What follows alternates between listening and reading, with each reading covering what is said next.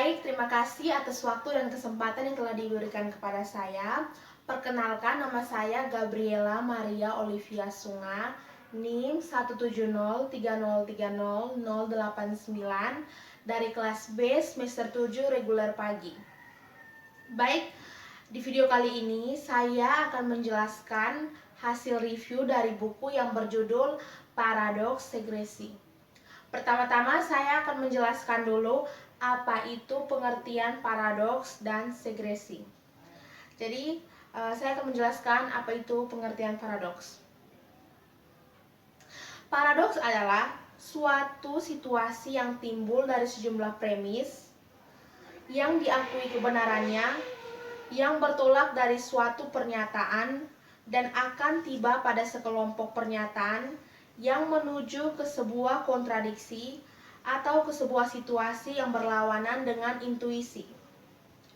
Biasanya, baik pernyataan dalam pertanyaan tidak termasuk kontradiksi. Hasil yang membingungkan bukan sebuah kontradiksi atau premisnya tidak sepenuhnya betul. Beberapa arti lain dari paradoks sebagai berikut. Paradoks adalah situasi pernyataan benar dan salah pada saat yang bersamaan, atau situasi ataupun kejadian yang berulang tanpa awal dan tanpa akhir.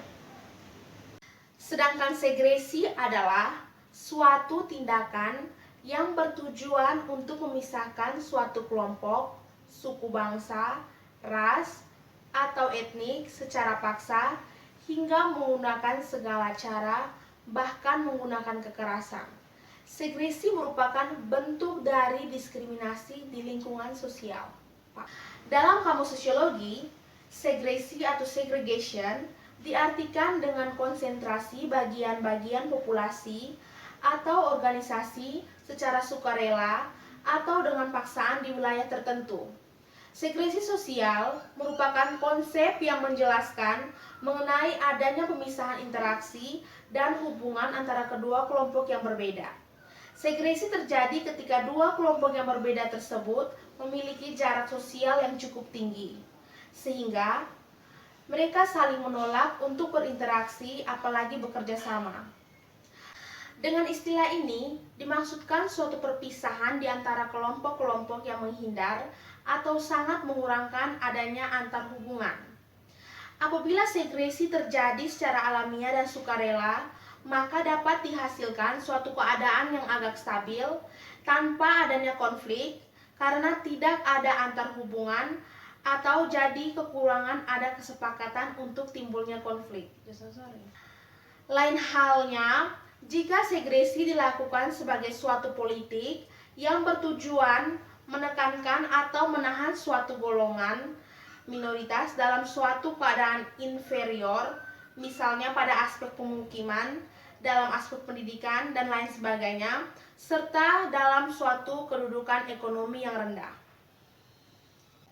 Jadi, pengertian paradoks segresi adalah suatu pembagian atau pemisahan yang terjadi dalam lingkungan sosial masyarakat. Terlepas dari itu semua, konsensus segresi perumahan adalah fenomena multidimensi dan kompleks, asumsi yang terlalu disederhanakan bahwa segresi spesial mencerminkan ketidaksetaraan sosial tetap ada. Ini khususnya kasus tentang bentuk segresi yang mengacu pada suku, kebangsaan, atau ras. Dengan kata lain, konsentrasi spesial dianggap sebagai proksi indikator pembagian sosial yang melekat pada kemiskinan, marginalisasi, atau pengecualian metafora seperti ghetto, dan efek lingkungan memiliki bantuan memperkuat keyakinan ini karena mengandung konotasi merendahkan yang bergema di media. Dengan pembuatan kebijakan dan bahkan di lingkungan akademis di luar konteks dari mana mereka berasal, demikian juga desegregasi spesial dan pencampuran disamakan dengan integrasi sosial. Inklusi atau mobilitas ke atas lebih optimis versi asumsi yang sama yang berkema dalam perdebatan tentang proses atau penyebaran serta kebijakan atau anti konsentrasi. Namun, hal ini tidak hanya terjadi di bagian banyak dunia, khususnya di selatan Eropa. Fokus buku ini setidaknya sejak tahun 1990-an, kota-kota seperti Milan, Roma, Madrid, dan Lisabon telah menyajikan hal yang rupanya fenomena paradoks yang menantang asumsi-asumsi ini. Sementara ketimpangan perkotaan dan marginalisasi pemukiman secara tradisional tinggi, segregasi spesial atau kelompok penduduk asli dan asing rendah dan sedang, dan ini telah menurun lebih jauh selama tahun 2000-an.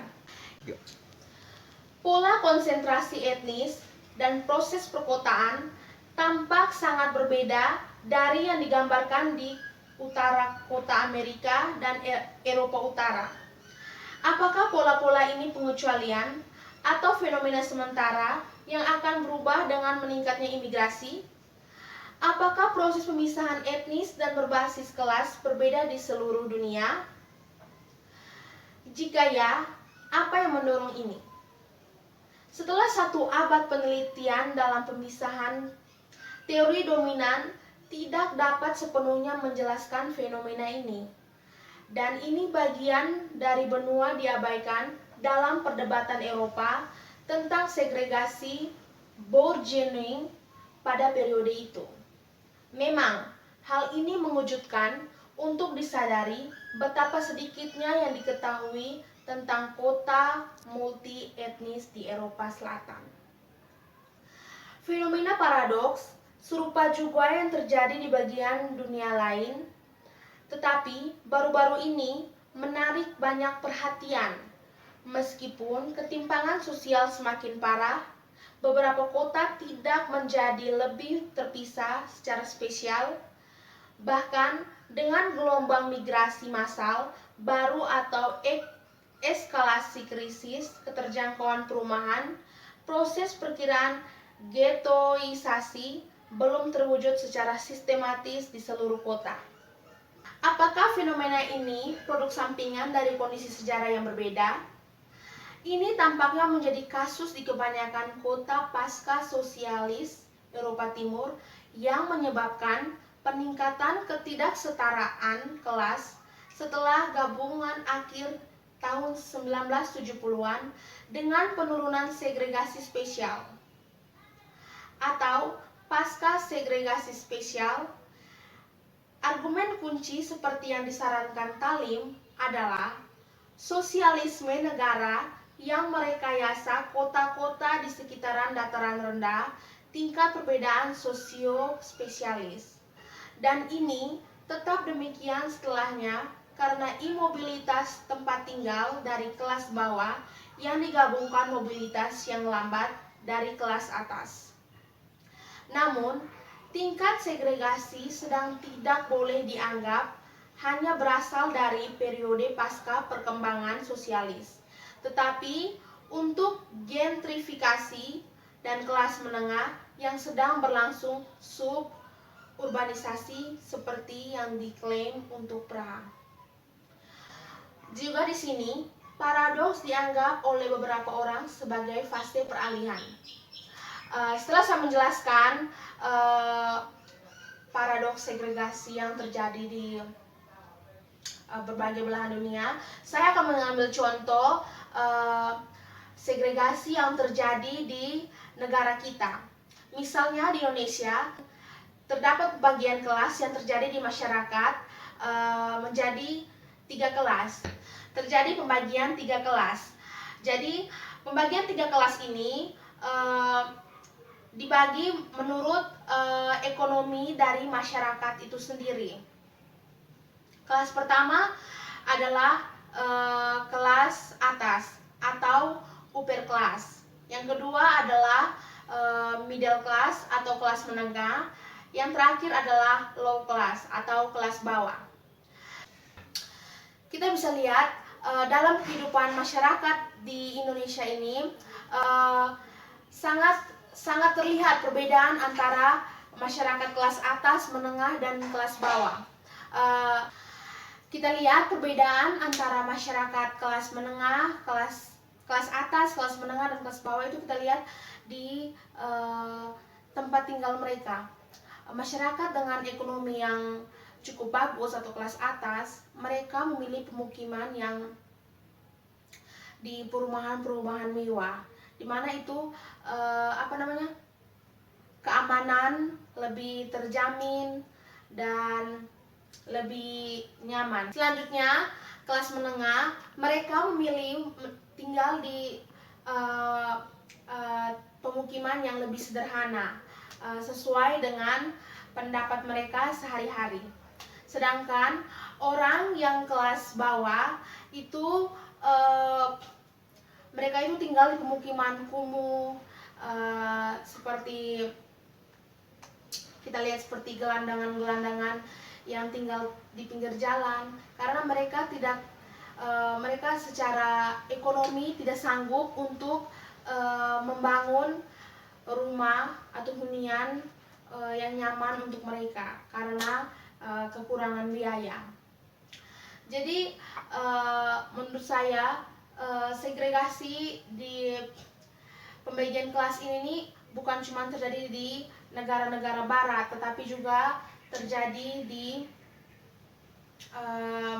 masyarakat Indonesia. Sekian dari video saya. Kesimpulan dari buku ini adalah di mana paradoks segregasi ini merupakan pembagian kelas atau pemisahan kelas yang terjadi di kalangan masyarakat, baik secara paksa maupun secara alamiah, dan harus dijalankan masyarakat dan harus dijalani oleh masyarakatnya. Baik, terima kasih. Sekian dari video saya tentang penjelasan hasil review buku yang berjudul Paradoks Segregasi. Jika ada kesalahan, saya minta maaf. Selamat pagi. Sekian dan terima kasih.